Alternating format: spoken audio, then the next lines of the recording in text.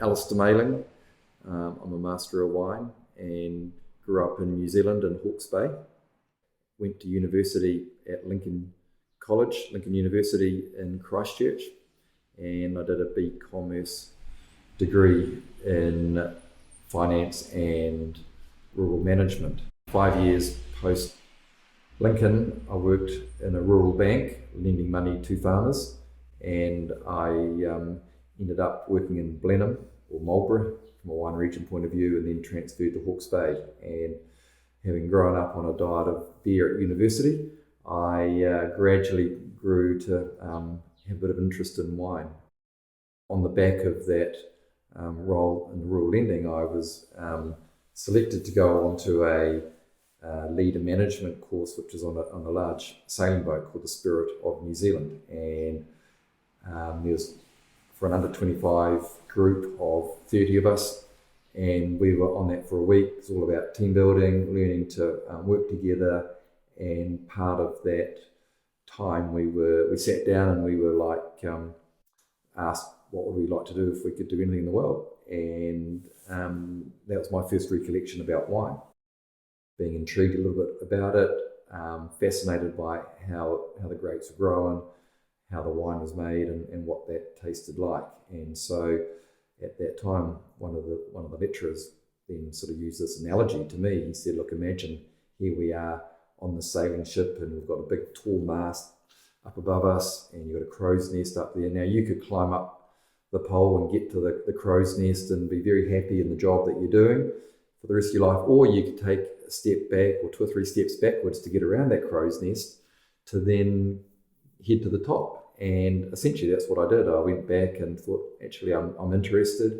I then took up an extramural course at the local Polytech in Hawke's Bay on winemaking and viticulture, and studied that part-time. It was fascinating, thought I'm interested in a little bit more.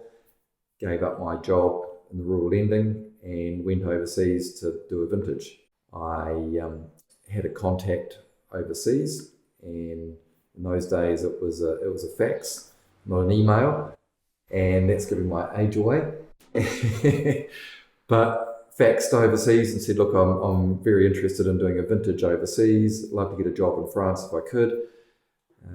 They came back and said, look, I can't get you a job in France, but I can give you a job in Hungary. I was going, Hungary?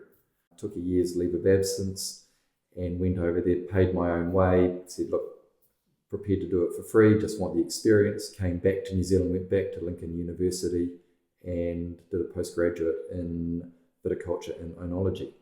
From that point on, haven't really looked back. I've never returned back to my previous finance job, and I've stayed in the wine industry, which has been, absolutely amazing. From that point on, I did a vintage at Esk Valley, which is a Hawke's Bay winery, and learned a lot under Gordon Russell. But the bug had been sort of sown into me about doing a little bit of OE travel, and so following the previous trip to Hungary, I had some contacts and ended up going to in Carcassonne in the south of France. And from that point, I was going to go to London and do a job and then maybe do another vintage, but the same company had a vintage going in California, so the vintage was running late. They had an Australian winemaker who needed to go back to Australia, so then I went straight from Carcassonne to down to Paso Robles, finished off the vintage there, and then 3/4 of the way through the vintage, the winemaker left the winery and they said, look, can you stick around to give us some help? So got an apartment, and my wife got a job in the cellar door, and we stuck around for 3 or 4 months in California, and then there was a follow-on vintage in South Africa.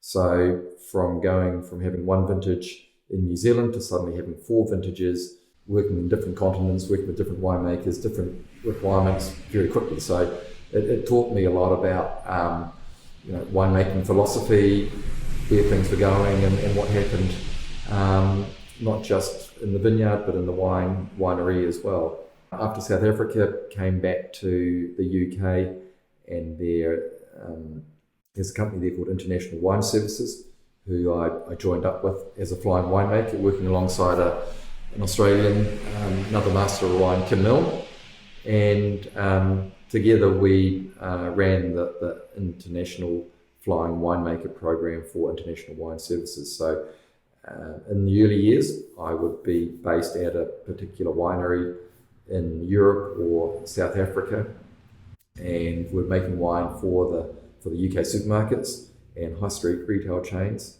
And then as those projects developed and as the company grew, I then started to manage multiple programs and wineries, and we would employ winemakers from Australia, from New Zealand in principle, who would come in and work those vintages. And so I'd spend my time moving from winery to winery throughout the northern or the southern hemisphere vintage, working with each of the winemakers, working with the owners of the winery or the cooperative around fruit supply, winemaking.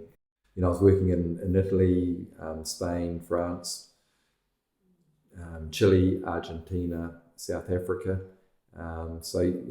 Multiple countries. It was fascinating, and in those times, you could never get everything you wanted. So you might have a list of 20 things that you thought were important to giving you fruit quality or the quality of wine in the winemaking, be it refrigeration or picking dates or type of yeast or the vessel or whatever it might be, or people to help you do what you needed to do. And so it was always a case of a bit of negotiation that went on, and you sort of learned which battles you had to win and which ones weren't so important. So you really learned about managing wine with the resources that you had available.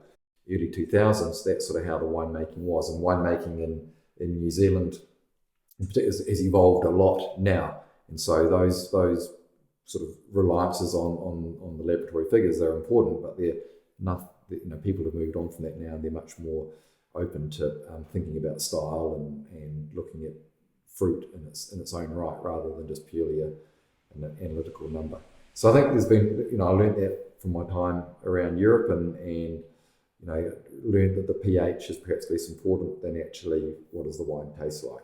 We spent 8 years in the UK, and that was a great experience. And when I was there in that time, I also sat my Masters of Wine, which was so Camille, he was a Master of Wine, encouraged me to give it a go, which I did, and I was fortunate enough to pass the tasting first time up, which was a great achievement.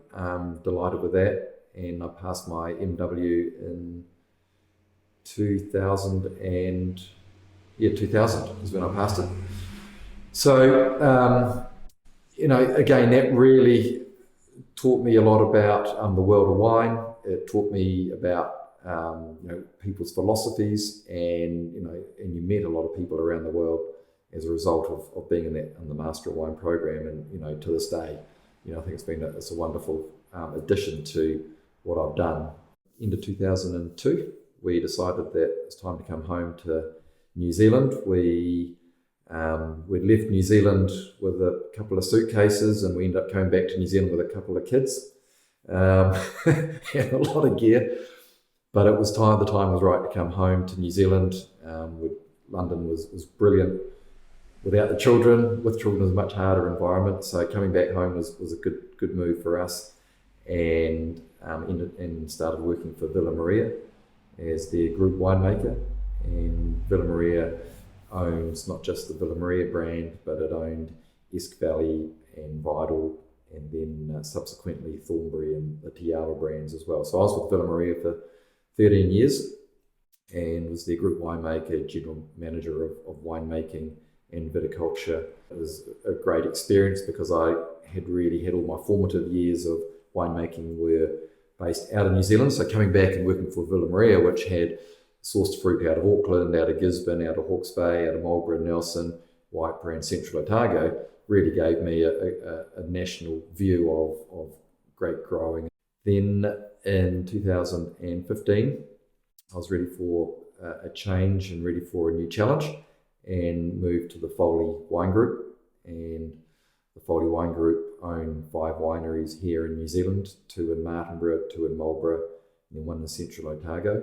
And I was the group winemaker for Foley Wines for 6 years. June last year, I finished up with Foley Wines and then moved on to going out on my own as a consultant from a winemaking perspective and offering advisory services to different organisations. So I've just been in this role now for 12 months, and one of these is working with Mount Beautiful, which has been a really interesting and exciting time for me because I haven't really worked and spent much time in North Canterbury, let alone Cheviot.